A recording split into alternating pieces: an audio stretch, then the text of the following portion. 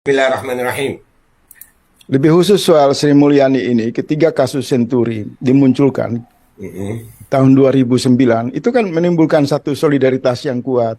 Kami bersama seluruh elemen mahasiswa, kaum muda, datang ke KPK, datang ke DPR untuk melakukan tekanan agar kasus 6,7 triliun yang diduga melibatkan mantan misionaris Budiono waktu itu Wapres kan, dan juga Sri Mulyani. Dan itu mendapatkan satu akselerasi dalam gerakan moral yang sangat kuat, merata secara nasional, kampus-kampus juga mereka mengambil bagian, turun ke jalan melakukan tekanan moral untuk menuntaskan kasus Bank Senturi, skandal Bank Senturi 6,7 triliun. Itu satu angka yang kecil. 6,7 triliun kecil dibandingkan 300 triliun.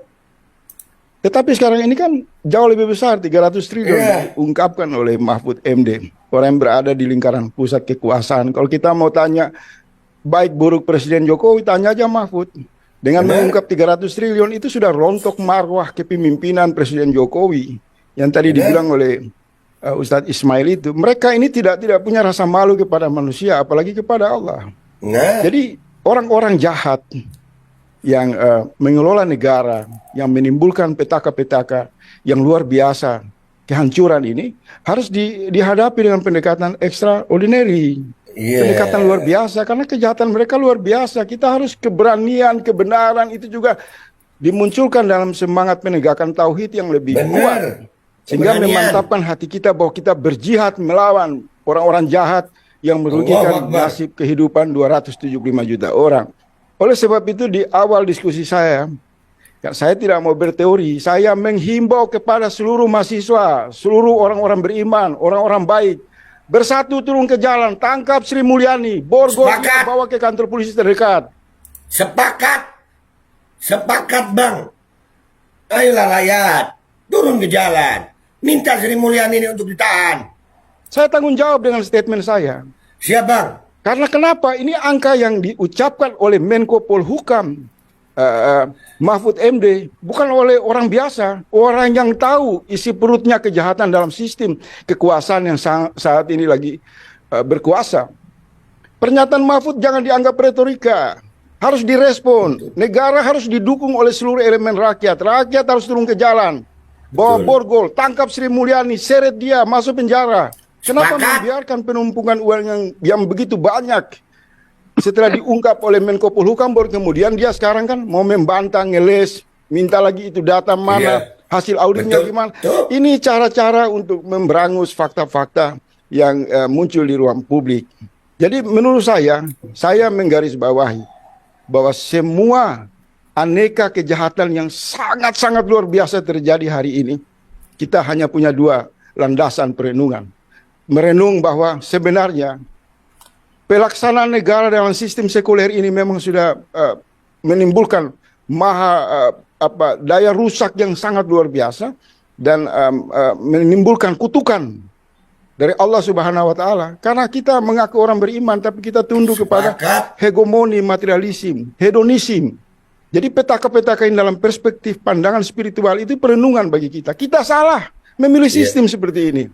Dalam perspektif kemanusiaan, fitrah kita yang masih tersisa, di mana masih banyak orang baik di negara ini, tentara, polisi, mahasiswa, dosen, ulama, mari ayo bergandeng tangan.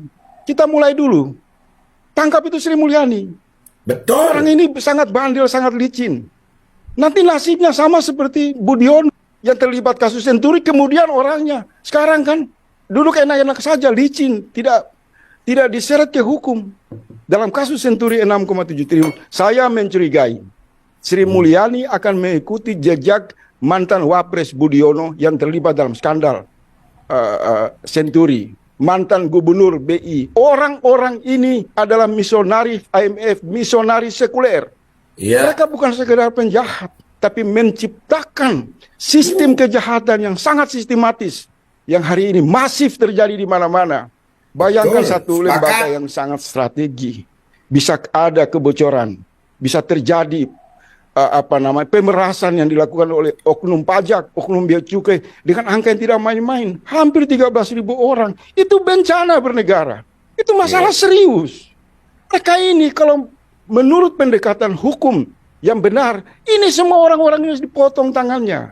Betul, sepakat. Harus dicari cara yang tegas untuk mewakili kemarahan rakyat. Misal tadi yang disebutkan, di era Soeharto ketika premanisme tumbuh di mana-mana, Soeharto membuat itu yang namanya Petrus, ditembak itu preman-preman untuk menyelesaikan masalah. Hasilnya kan damai dan tenang. Saya kira perlu juga dibentuk satu tim untuk menghukum mati orang-orang yang mengkhianati negara, menghancurkan Betul. masa depan jutaan orang. Saya anggap kasus 300 triliun bukan masalah kecil. Ini mengancam terhadap kelangsungan Indonesia ke depan. Kita akan maju atau kita akan bangkrut. Karena itu satu tumpukan kejahatan di permukaan. Belum lagi kita mengurai tumpukan-tumpukan kejahatan di bidang tambang, di bidang kelautan, Benar. di bidang bagi-bagi proyek lewat utang luar negeri. Ini sudah masuk di dalam topan kekacauan bernegara. Jangan main-main, tidak ada diskusi. Bangkit anak-anak muda. Serbu itu pusat-pusat kekuasaan. Lawan mereka. Jangan takut. Kalau takut kita membunuh masa depan kita. Kita bersekutu dengan kejahatan. Jadi mohon maaf, saya tidak mau lagi masuk ke teori. Saya ingin pesan saya ini sampai kepada semua pihak. Negara sudah menuju kepada bukan lagi jurang. Sudah terjun ke dalam jurang.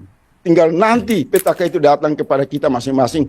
Baru kita sadar karena kita terlena, karena kita biarkan ruang-ruang kejahatan itu berkuasa seenaknya, semaunya, menginjak-injak martabat kemanusiaan kita. Itu kira-kira menurut saya. Terima kasih. Siap Bang Faisal. Alhamdulillah guys ya.